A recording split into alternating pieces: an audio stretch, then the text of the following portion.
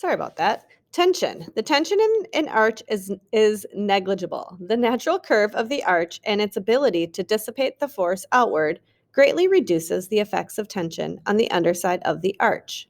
The greater the degree of curvature, the larger the semicircle of the arch, however, the greater the effects of tension on the underside. As we mentioned, the shapes of the arch itself is all that is needed to effectively dissipate the weight from the center of the deck to the abutments. As with the beam bridge, the limits of size will eventually overtake the natural strength of the arch. Types of arch bridges. Dissipation.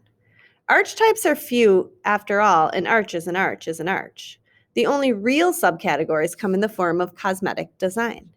There are, for example, Roman, Baroque, and Renaissance arches, all of which are architecturally different but structurally the same.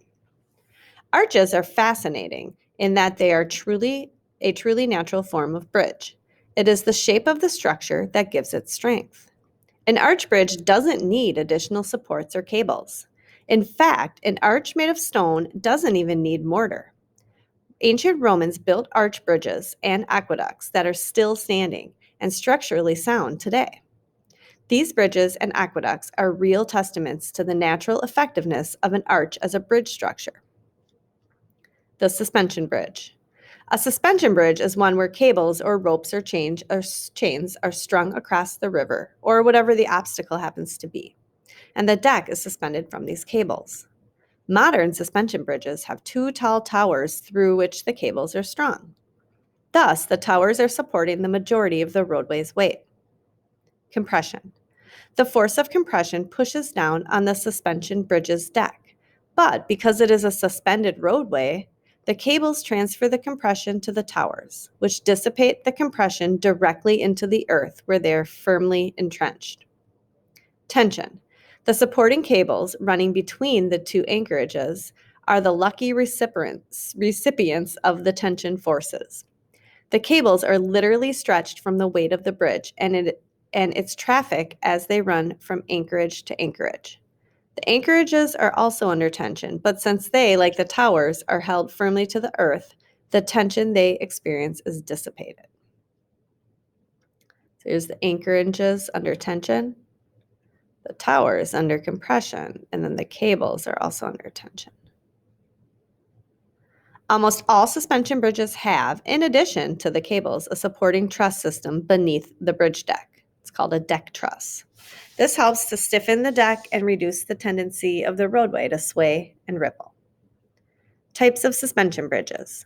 Suspension bridges come in two different designs. The suspension bridge, recognized by the elongated M shape, and the less common cable-stayed design, which has more of an A shape.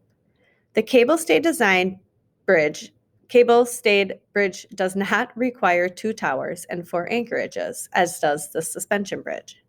Instead, the cables are run from the roadway up to a single tower where they are secured. The tower in a cable-stayed bridge, like its counterpart in suspension bridges, is responsible for absorbing and dealing with the compression forces. In both bridges, the cables are under tension. Additional bridge forces. We have so far touched on the two biggest forces in bridge design. There are dozens of other forces that also must be taken into consideration when designing a bridge.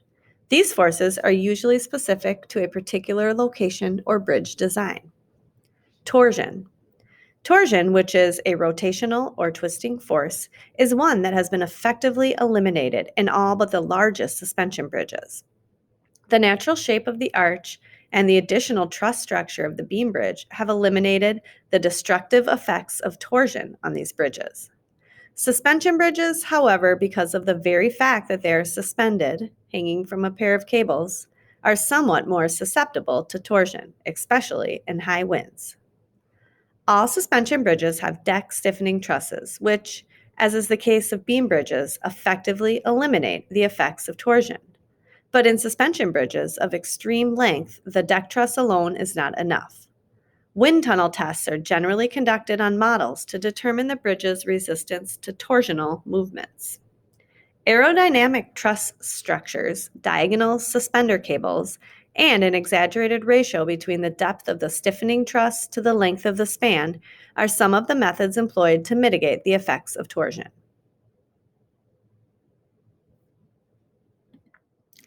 Resonance.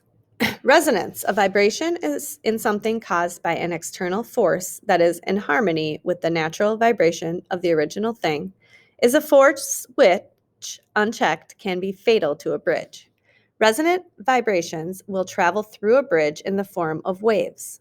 A very famous example of resonance waves destroying a bridge is the Tacoma Narrows Bridge, which fell apart in 1940 in a 40 mile per hour, 60 kilometer per hour wind.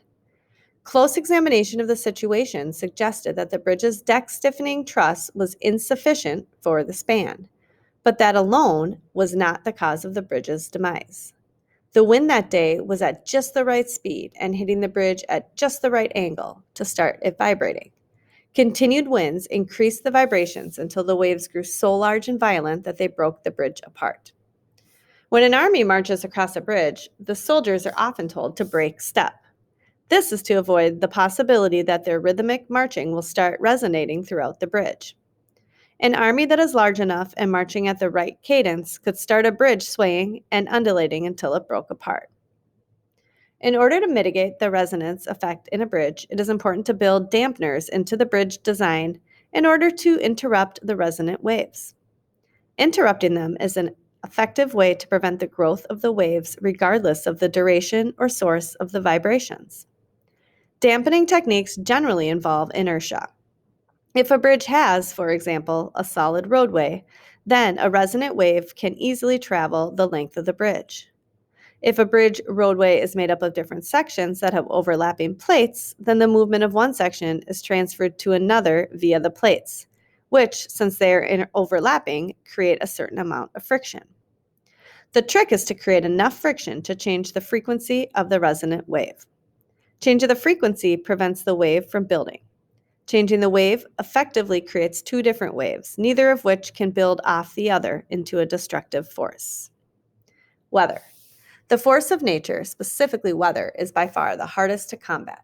Rain, ice, wind, and salt can each bring down a bridge on its own, and in combination, they most certainly will.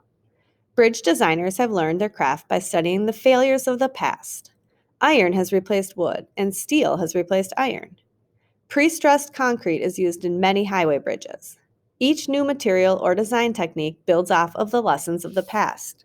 Torsion, resonance, and aerodynamics, after several spectacular collapses, have been addressed in better designs. The problems of weather, however, have yet to be completely conquered. Cases of weather-related failure far outnumber those of design-related failures. This can only suggest that we have yet to come up with an effective solution. To this day, there is no specific construction material nor bridge design that will eliminate or even mitigate these forces. The only deterrent is preventative maintenance.